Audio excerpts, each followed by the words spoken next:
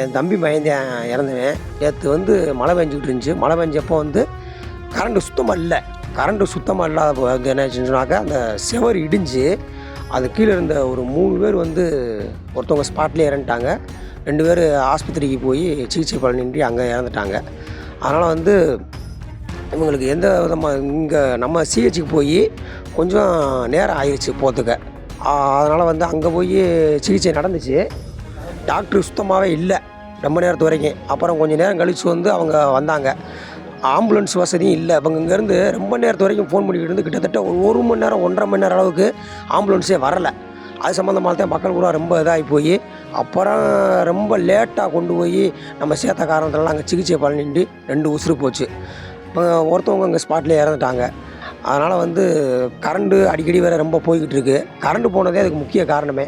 என்ன நடந்துச்சு ஏது நடந்துச்சுன்னே தெரியாத அளவுக்கு அந்த இடத்துல இதாகிருச்சு. இப்போ பார்த்தீங்கன்னா ஸ்பாட்டில் பார்த்தீங்கன்னாக்கா பூரா ரத்த வெள்ளத்துலேருந்து எவங்க எங்கே இருக்காங்கன்னே தெரியாத அளவுக்கு கரண்ட் இல்லாமல் இருக்கிறதுனால அது இடிஞ்சு விழுந்து இந்த மாதிரி ஒரு கோர சம்பவம் நடந்துருச்சு. அப்புறம் இதனால் வந்து பெரிய ஆஸ்பத்திரியில் இருக்காங்க. இன்னும் டிஸ்போஸ் பண்ணாமல் பெரிய ஆஸ்பத்திரியில் இருக்காங்க. அதனால் இது சம்மந்தமாக வந்து நமக்கு அடிக்கடி வந்து இந்த சம்பவங்களுக்கு நடக்கிறதுனால நம்ம சிஹெச்சில் வந்து ஒரு டாக்டரு வசதி இல்லாமல் இருக்குது. 2வது ஒரு ஆம்புலன்ஸ் அங்கேயே இருந்துச்சுன்னு சொன்னாக்க இங்கே பக்கத்து கிராமங்களுக்கு பூரா ரொம்ப நல்லா இருக்கும். அதுக்கான நடவடிக்கை வந்து கண்டிப்பாக வந்து அரசு எடுக்கணும். மதுரை மாவட்டம் திருப்பரங்குன்றம் தாலுகா வளையாங்குளம் கிராமத்தில் நேற்று சுமார் ஒரு 8 மணி போல் 8 மணிலேருந்து 8:30க்குள்ளே வளையாங்குளம் முத்தலம்மன் கோவில் திருவிழா அம்மாசி என்ற ஒரு விவசாயியோட குடும்பத்தில் மழை பெஞ்ச காரணத்தினால செவரு இடிஞ்சு கீழே விழுந்துருச்சு. கீழே விழுந்து நாங்கள் எங்களோட ஜிஹெச் ஆஸ்பத்திரிக்கு தூக்கிட்டு போகிறோம். ஆம்புலன்ஸ் கிடைக்கல, ஃபோன் பண்ணுறோம், கிடைக்கல. இங்கேருந்து ஜிஹெச் ஆஃபீஸுக்கு நாங்கள் தூக்கிட்டு போகிறோம். நாங்கள் வண்டி வச்சு தூக்கிட்டு போகிறோம். அங்கே போனால் டியூட்டியில் இருக்க டாக்டர் கிடையாது. ஒரே ஒரு நர்ஸ் மட்டும் இருந்தாங்க. 3 பேர்த்து அவங்க ஒரு ஆளாக பார்க்க முடியலை.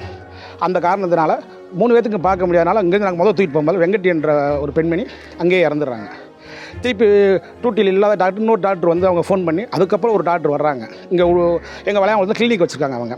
அவங்க வர்றாங்க. அவங்க வந்து பையனுக்கு ஃபஸ்ட் எய்ட் பண்ணி அவங்கள நாங்கள் ஆம்புலன்ஸ்க்கு அதுக்கப்புறம் ஆம்புலன்ஸ் வந்து அப்புறம் அனுப்பி விட்டு நாங்கள் மதுரை ராஜாஜி மருத்துவமனைக்கு போகிறோம். அங்கே பையன் இறந்துடுறாங்க. திருப்பி அந்த அம்மா வயசு அவங்க பையனோட அப்பா தான் அவங்க வந்து திருப்பி அங்கிட்டு ஒரு 2 மணி நேரம் கழிச்சு அவங்களுக்கு இறந்துறாங்க. 3 பேர் இறங்குனாங்க. 3 பேர் இறந்ததுக்கு காரணமே இப்போ வளையாங்குளம் ஜிஹெச்சில் கரெக்டான டாக்டர்கள் இருந்திருந்தால் எங்களுக்கு இந்த ஒரு பாதிப்பு வந்திருக்காது. ஏதோ ஒரு ஃபஸ்ட்டு ஏதாவது பண்ணியிருக்கலாம், இல்லை நாங்கள் வேறு வேகமாக கொஞ்சம் இதுக்கு போய் கூட சேர்த்துருக்கலாம். ஆனால் அந்த வசதியே இல்லை. ஒரே ஒரு நர்ஸ் மட்டும்தான் இருந்தாங்க 3 பேர்த்துக்கும். இது வந்து கவர்மெண்ட்டு இதுக்கு ஒரு சரியான நடவடிக்கை எடுக்கணும். இங்கே வளையாங்குளம் ஜிஹெச்சில் ஆம்புலன்ஸ் வசதி இருக்குது, ஆனால் இல்லை. நேற்று நிற்கலை, ஆம்புலன்ஸ் இல்லை. நேற்று நிற்கலை. நாங்களும் ஃபோன் பண்ணுறோம். அவங்க எங்கே ஒரு ஆக்சிடென்ட் நாங்கள் போயிட்டோம்னு சொல்லிட்டு அதுக்கப்புறம் தான் அவங்க வந்தாங்க. ஒரு 20 நிமிஷம் கழிச்சு தான் ஆம்புலன்ஸே வந்துச்சு. 20 நிமிஷத்தில் டாக்டர் இருந்தால் எந்த மாதிரி பண்ணியிருக்கலாம். 3 உசுரில் ஒரு 2 உசுராச்சும் காப்பாற்றிருக்கலாம். எங்களோட கருத்து வந்து மின்சாரம் துண்டிச்சு அது நைட்டு ஒரு 2-3 மணி நேரம் கழிச்சு தான் வந்துச்சு. இது வளையாங்குளத்தில் எப்போயும் நடக்குது. இந்த மின்சாரத்துறை வந்து எப்பயுமே நடக்கிறது. இது நாங்கள் எழுதி கம்ப்ளைண்ட் பண்ணியிருக்கோம். கேட்டவங்க அலட்சியமாக தான் பதில் சொல்கிறாங்க. எப்பயுமே கரண்ட்டு பொதுமக்கள் இருக்காங்களா கேட்டு பாருங்கள். கரண்ட் எத்தனை நாளுக்கு எத்தனை டிப் போகுதுன்னு மட்டும் கேளுங்க. நேற்று அந்த டிரான்ஸ்ஃபர் வெடிக்கலன்னா அவங்க வீட்டுக்குள்ளே தூங்கியிருப்பாங்க.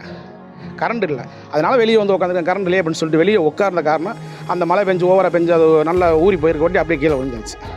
இதுக்கு நம்ம தமிழ்நாடு அரசு அந்த 3 உயிருக்கு போனதுக்கு ஏதாச்சும் ஒரு அரசு நல்ல நிவாரணம் எங்களுக்கு வழங்குமாறு கேட்டுக்கொள்கிறோம்.